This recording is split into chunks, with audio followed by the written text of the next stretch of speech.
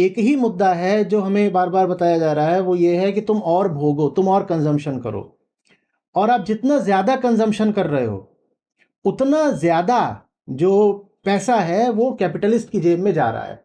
तो ये एडवर्टाइज़िंग का जो पूरा खेल है, विज्ञापनबाज़ी है, इस पर भी कहीं से कोई रोक लगानी पड़ेगी। क्योंकि ये साइकोलॉजिकल मैनिपुलेशन है। जिस आदमी को जिस चीज़ की ज़रूरत नहीं, उसको वो चीज़ बेची जा रही है, सिर्फ़ इसलिए ताकि किसी सेठ की जेब और भरती रहे। भई आप ये बताइए, हमारी आपकी सबकी ज़िंदगियों में न जाने कितनी ऐसी चीज़ें होंगी कि अगर हमारे ऊपर बार-बार विज्ञापनों की बौछार नहीं की गई होती, तो हमने वो चीज़ें नहीं खरीदी होती। हुँ। और कोई नियम नहीं है, कोई नीति नहीं है जो इन विज्ञापनों पर रोक लगा सके।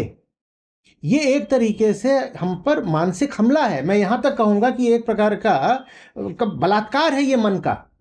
हुँ। कोई आपके मन में बलात् प्रवेश कर रहा है, जहाँ उसको होना नहीं चाहिए वहाँ घुस रहा है। आपको वो चीज़ दिखाई दे रहा है, आप कहीं भी जाओ, ये खरीद लो, ये खरीद लो, ये खरीद लो, यही नहीं कहते खरीद लो। वो ये कहते हैं कि अगर तुमने नहीं खरीद रखा तो तुम्हारी ज़िंदगी बेरौनक है। तुमने नहीं खरीद रखा तुम आदमी ही बेकार हो। तुम ये नहीं खरीद रखा तुम्हारी बीवी तुम्हें तलाक दे देगी। तुमने ये नहीं खरीद रखा तुम्हारे बच्चे तुम पे थूकेंगे। अब ये कर करके आपका पैसा, एक तो आम आदमी का सीमित पैसा, और वो सीमित पैसा भी उसका वहाँ लगवाया जा रहा है जहाँ पे जाना नहीं चाहिए। तो वो बेचारा और पैसा फूँक-फूँक के गरीब होता जा रहा है। उस पैसे से आम आदमी अमीर होता जा रहा है।